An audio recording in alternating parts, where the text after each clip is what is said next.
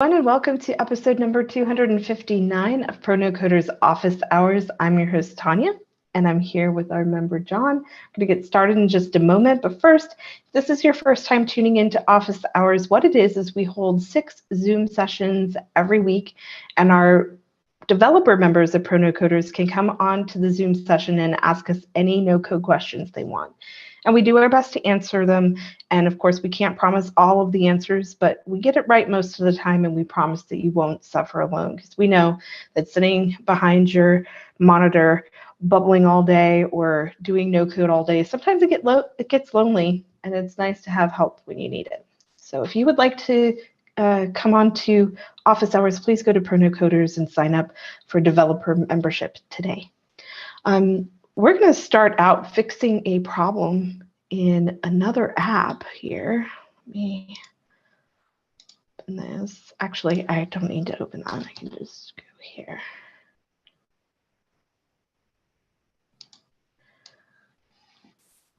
We're gonna fix the times of, we've got the wrong times of office hours happening in the member portal.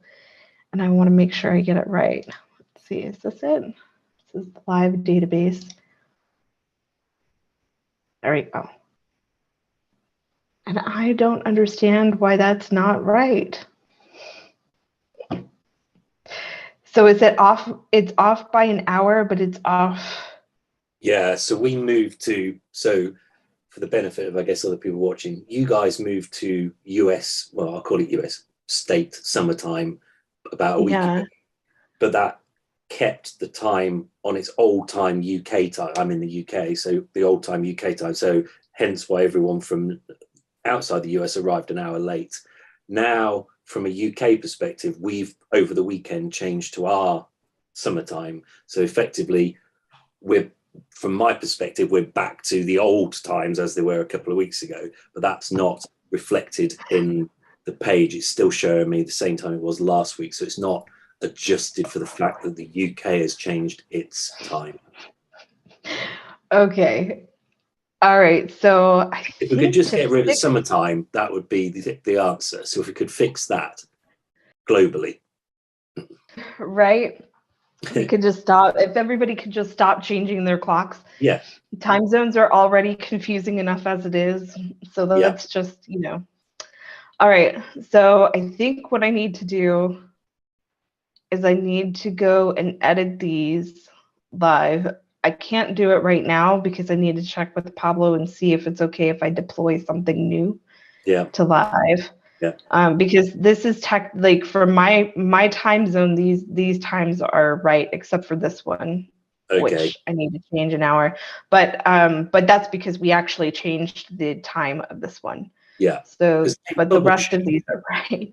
Bubble should be able to do the conversion on its front end to the local. It does, shouldn't it?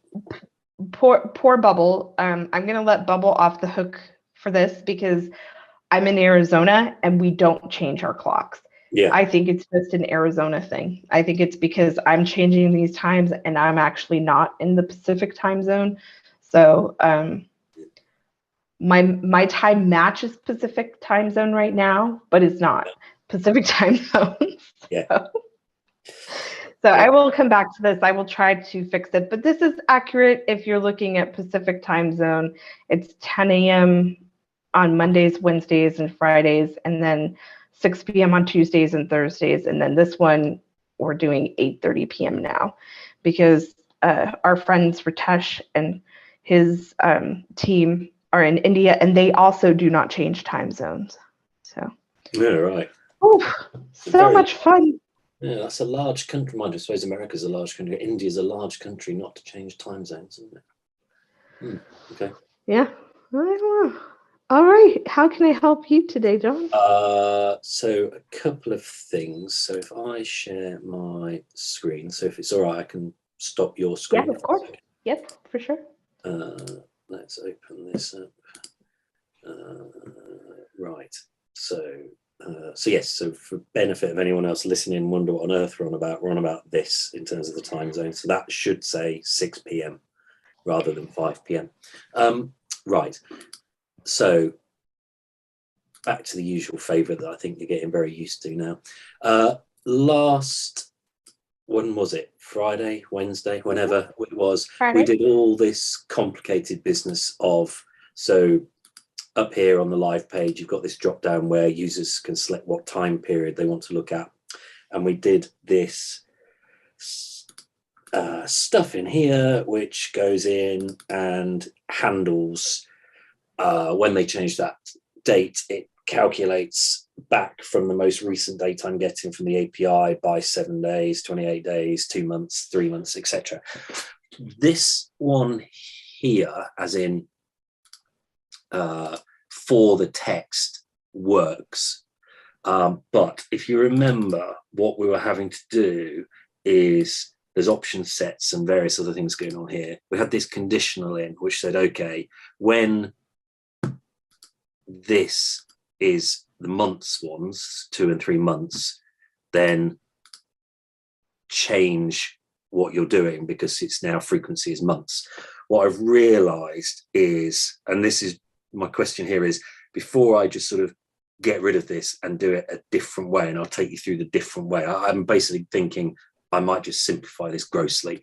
But the reason I'm going there is, as an example, when I'm in here, which is a chart, obviously, I go in and say, right, where am I getting this data from? And it's getting it from an API call. And at the moment, this is using the old sort of date system that we did have in place. And it goes off and it says, right, the start date is, the end date, sorry, is the most recent date from the API. And then this is the old way of doing it. Now, if I were to try and change this to use the new system that we have up here, I think I'm going to come unstuck. So I just wanted to run it by you, because I can't go in here and set the conditional and say, well, okay, when it's 7 or 28 days, use days. When it's months, you need to change it so that it's now using the frequency of months. I think you can. Okay. I think we would see if you have access to it in the conditional part of the line chart. If that's true, then can we change the series categories? So to select a property to change when true. Yeah. Nope, not that. Go into the other part and see if you can. I looked in change here. your series, and it's not series categories. It's right there. Is that it? Yeah. Oh, okay. Okay, so when, yeah, okay, right. I think I can work that out then. Okay, because what I was thinking of doing is just making my life a lot simpler and doing 7 days, 30 days, 60 days, 90 days, so I don't have to mess about with all of this. With the months, yeah. Yeah, and that's definitely going to be simple. That would definitely simplify it, like in terms of not having to have those conditionals everywhere. Yeah, it would make it easier to maintain in the future, right? I think I'll just go for that and just simplify it down, because I don't think I need that complexity. I presume what will happen when it goes live is everyone will ask me that they want to be able to customize the date range. So they want to pick, I want it from the 28th of Feb to the 26th of March or something bizarre. So I'll probably end up having to refactor it anyway. So, okay, I'll go with simple to start with rather than mess about with that, I think. Okay. Yep. And then it looks like we're going to be on our own again. I bet you're going to get all the Brittany just joined, actually. I'll let Brittany join in then. Yeah. Hey, Brittany, how are you? Oh, I'm having trouble hearing you. Can you hear me? Yep, now I can. Okay, I'm good. I don't really have any questions. I was just joining, Oh, okay. Awesome. John, you're up. Okay. Prepared to be bored, Brittany, sorry. So we can't, I won't be able to do this today because, well, I can explain why, but so I was really just wanting to talk it through with you to say, how would you approach this? So if you remember in this data table, we have these things where I can do clicks from and to and apply and impressions from and to, CTR and rank, and that all works great now. What I've been avoiding is, and the reason I can't do it is because I still haven't quite got this bit sorted out, because I'm still having to do this keys first key and stuff, and that will cause all sorts of challenges. So I've got someone, as I mentioned last week, building me a plugin to get around that. So when I get that fixed, then I can do this properly. But how would I approach this? So what I want here is for this one, query, and for page, which I haven't built yet, but it will work basically the same way, is to say, okay, I want the user to be able to say is not, contains, doesn't contain, starts with, ends with, and then put the value they want there. So this effectively sets the type of filter, and then this is the value they filter on. So I was just starting to wrap my head around how on earth you'd approach that.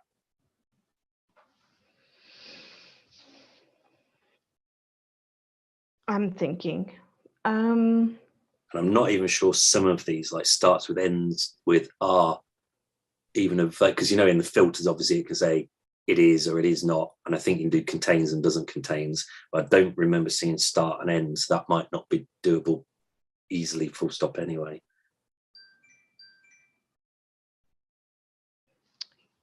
Yeah, so let's go into your filters on I'm just going to think through it, but I want to look at the repeating group filters.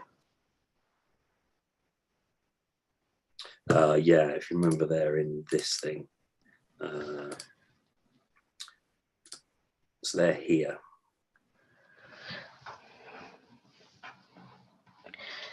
So it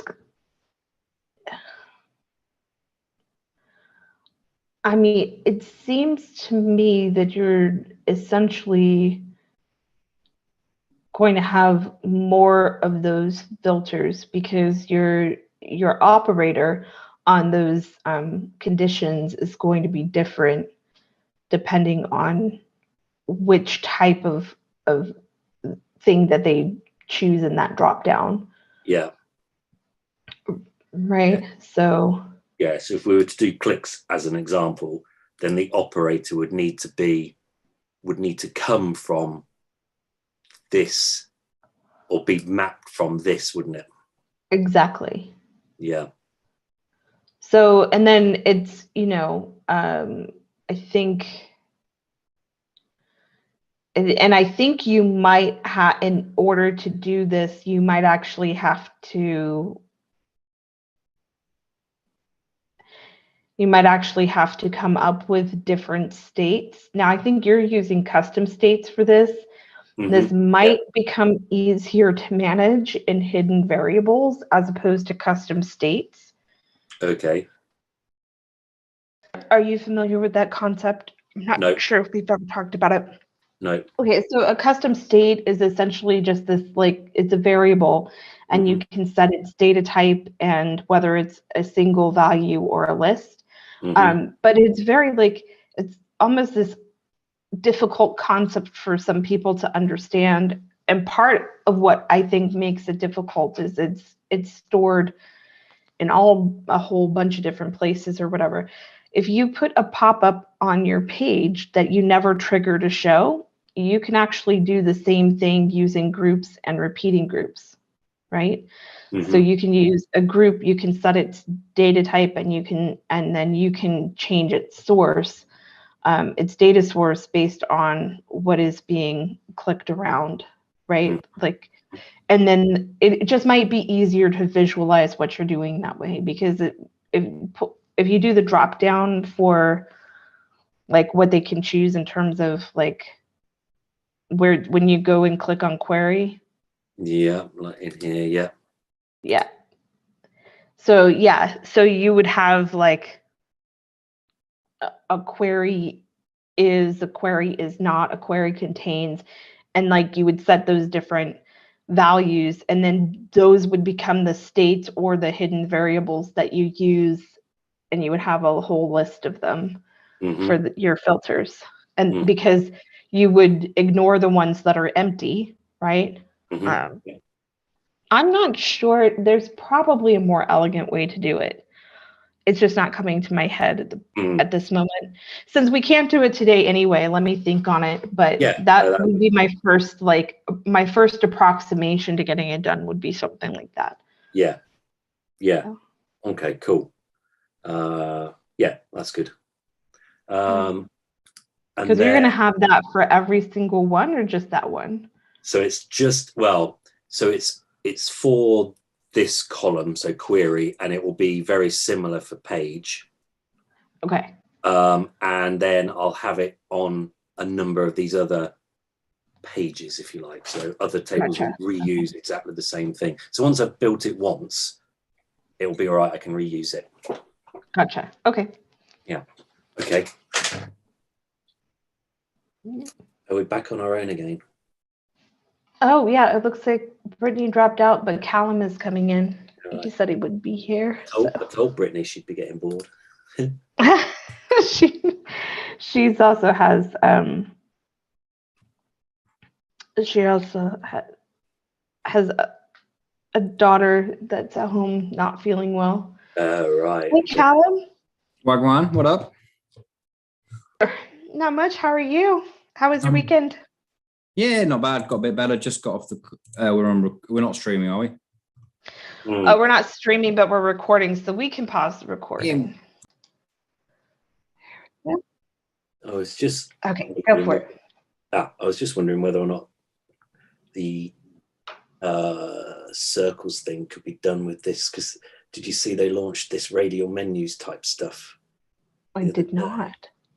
So this was an announcement, came out 6 days ago. So you can now do transitions, etc.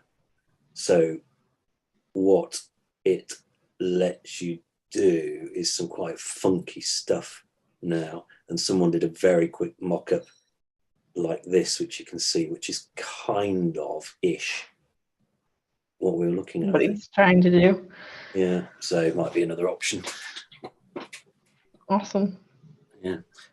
Right. Let's rather than talk about funky CSS, let us have not my strong suit.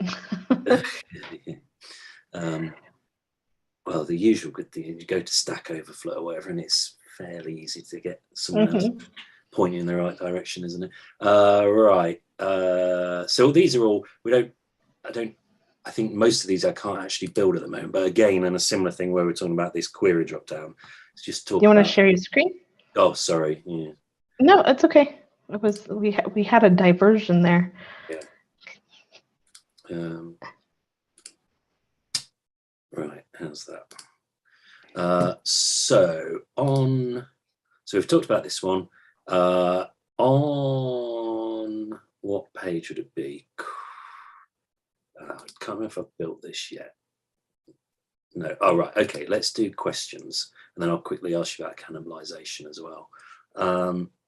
Right. So if I've built this, so on this page, so you'll notice that, once I've broken the back of these filters and stuff, the rest of the pages are all pretty much a copy of another page. They just filter the data slightly differently, which is why once I sort of get that test list to shift page doing all the different things I want, the rest of it should be quite straightforward. So this one though is unique to this page. So where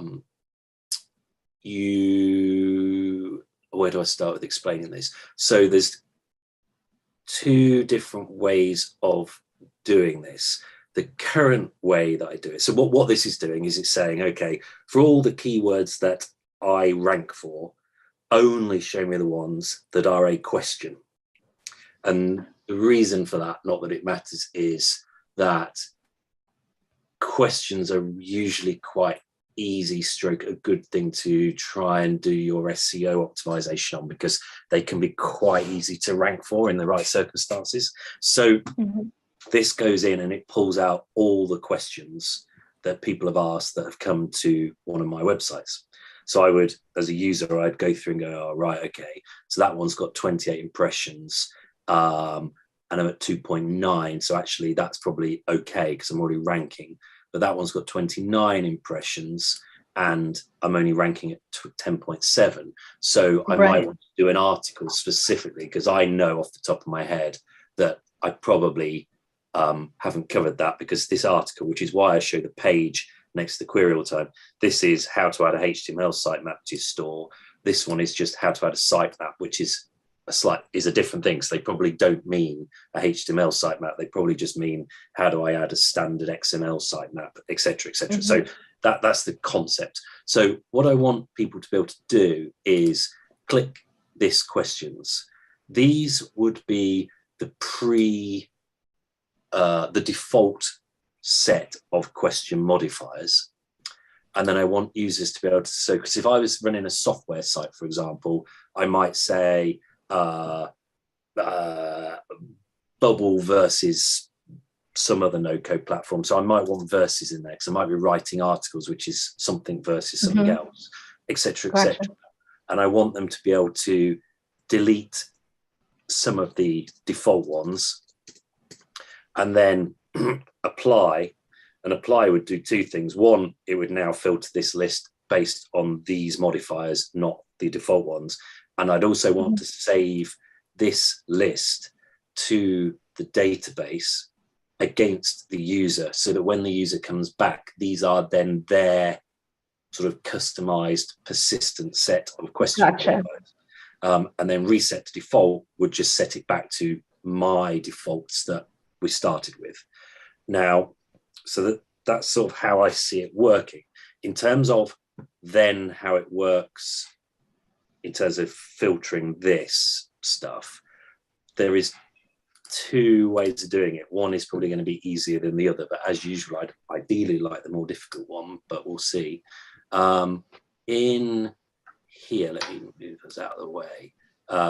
This get keywords and modifiers. So this is one of my API calls. And what it does, and because Google's API handles this, so you can send Google regex.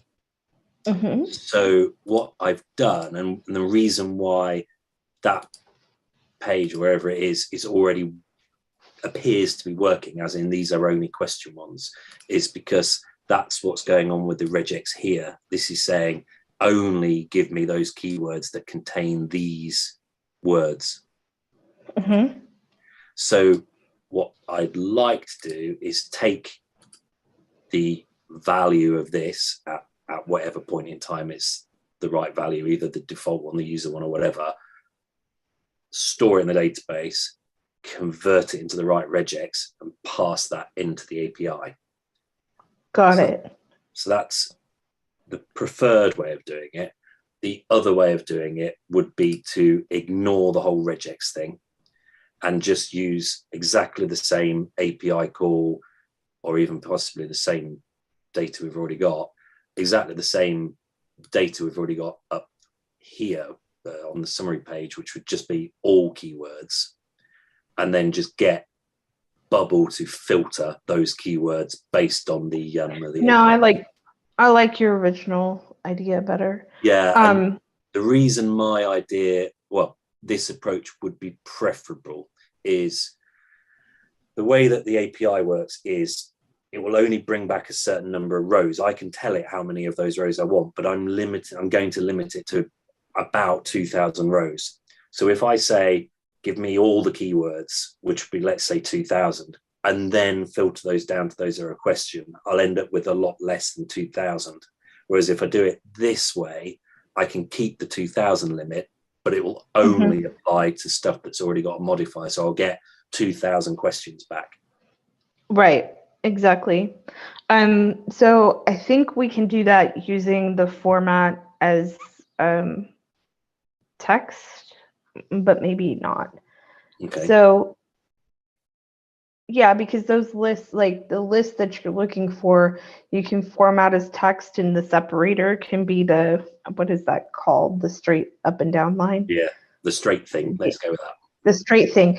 Yeah. So we can use, like, when you're ready to put, so you start writing that expression, and then when you're ready to insert your list of modifiers that the user provided, you just you format as text, and for each thing you separate it with the straight thingy. Oh, so you sort of concatenate it together. Exactly. Yep. Right. Okay. That makes sense. So go on, sorry. No, and that'll give you, that'll allow you to have it, that will allow you to have it as long as it needs to be, or as short as it needs to be. So you'll have the flexibility there. And then it'll also allow you, you can save that list of their modifiers back to the database, and then you can reference conditionally if that field isn't empty, then use that as the source for your filtering. Right? Okay, fine. So why don't we? Okay, that's good that you think it's relatively straightforward by the sound. So why don't we park that, because Callum's back, so we'll get an update for Callum, and then when I've fixed my other, because this is also going to be hit by this first and last keys problem. So when I've got that, we can perhaps work through this in a bit more detail, if that's all right. Sure, absolutely. Cool. Welcome back. Hey, how'd it go, Callum? Good, fixed it. Yay. It was easy. Yeah, it was just put a hashtag in the wrong place. Don't you love that? I mean, that's the thing about NoCoders, right? Is that's so common in coding. You just type something the wrong way, and then in no code, I mean, it happens, but it happens far less. To be fair, his instructions were rubbish. Like the way he laid out the instructions were just terrible, but it works, so I can't really complain. You want to share your screen? We are recording. Yeah. I haven't got it working yet. Okay. Sorry. So I say I'm going to. It's working. It's just the way I want it to work doesn't work, because the issue is there's a handle that you have to press to rotate it, but because only a quarter of my page is showing, or quarter of the element is showing, I can't get the handle. But that's more of a bubble layout issue than yeah. I see. And do you have anything else? Any other questions or anything you want to work through? No, not really. Other than, have you done any more classes? Do they go well? Yeah, the classes are going really well. We're on week 3. We're just starting week 3 today of Bubble School, which is now No Code School. So our next cohort is going to be May 2nd. Nice. Are you going to be joining that, John? Or are you in this one already?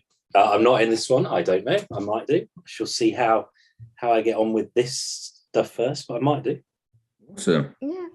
So, yep, we're having fun. We're learning, going back and learning a lot of things from scratch for some already knowledgeable bubblers, and then we have some who are starting completely from scratch. And so, and what does week 3 cover? Week 3, we're going to start talking about refactoring, because we've just had a really intense 2 weeks of just building out. Let's see, we built out our login sign up and our profile form, and then we have going to the account for a standard user. Then we built out the beginnings of an admin portal and using repeating groups and stuff like that, but we haven't done any of the fun stuff like filtering or sorting. And yeah, we haven't used custom states yet. So we've got to go back and pick that up, but we're going to be doing that while we still working on the same pages that we've already created. So yeah, I think refactoring is an interesting topic, in that, I mean, I've seen this in my sort of professional, in my career, so my proper job. Also, I see it on the forum all the time. There seems to be a lot of people that spend a very long time constantly tinkering and tweaking their app stroke refactoring rather than getting anything live. So it's always getting the right balance, isn't it? Can't stand those kind of people. How many times did you refactor the circle before it launched? What, including the one I'm still doing now? Oh, many. No. After you launch, refactoring is the name of the game, right? Like you add features, but every time you add features, well, not every time, but a lot of the times that you add features, you have to refactor your app to make it make the new feature work, right? Yeah. So yeah, but we're going to have that conversation around tech debt and how your decisions that you make at the beginning are going to affect what you are able to do in the future and so forth. So yeah. And was that guy you mentioned the other day called Robbie Frank? Yes. Because I saw him I was for once on Facebook, and I saw he'd got a post that had exploded with he's very, very good. Yeah, he was didn't go down so well with quite a few people by the looks of things, so he was getting a bit of stick, so it was interesting. Oh, about the pricing changes, right? Yeah. He's like, I'm not worried about that. Yeah, and I saw that he did get a lot of people who were frustrated with his sentiment on it, but his sentiment on it is actually very similar to my own. I'm like, all right, bring it, people. Like, essentially, bubbles draw the line. If they want you to make money with their 1%ers. platform. It's all right for you top 1%ers. Money doesn't matter, does it?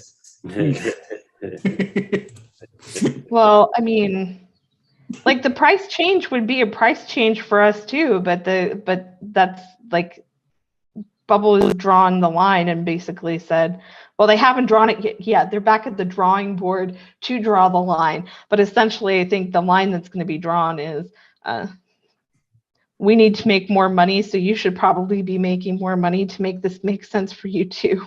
So they've said they're not. They did say they're not doing it anymore, didn't they? They said they're definitely not going to be doing database things in the post today.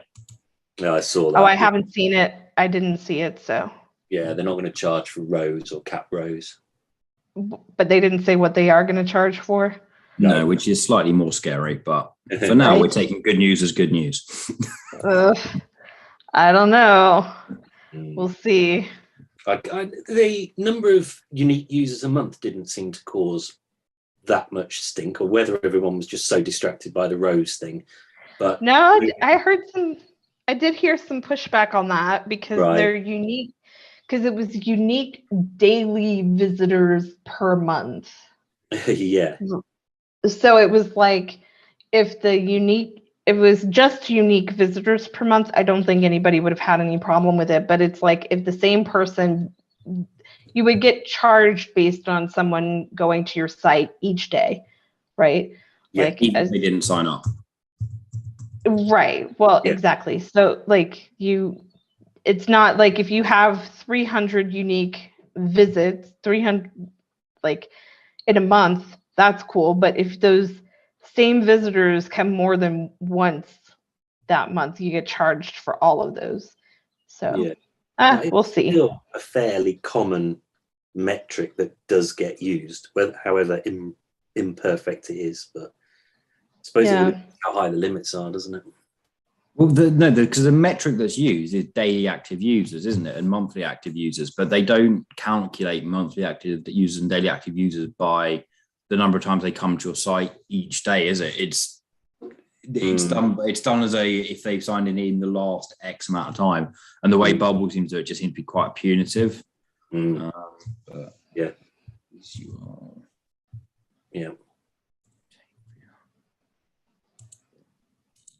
I just don't want them to go into competition with like Zapier and Integromat.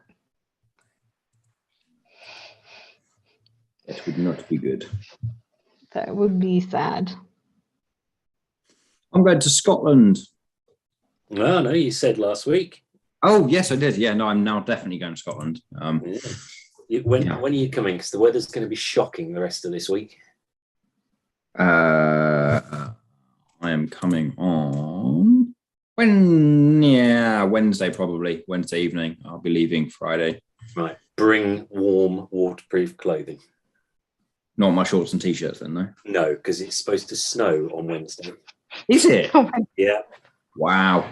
So, Tonya, snow is his thing. It's like quite wet and comes from Thank you for the primer. Not rain, though. It's colder than rain.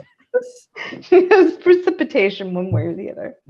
All right, I guess we're going to wrap things up and go into after hours. If you would like to join the after hours conversation, you must be a member of Pro NoCoders developer membership. So go sign up so you can come and ask your bubble questions and other no-code questions, and also so you can hang out with us. We'll see you later. Thank you so much for watching.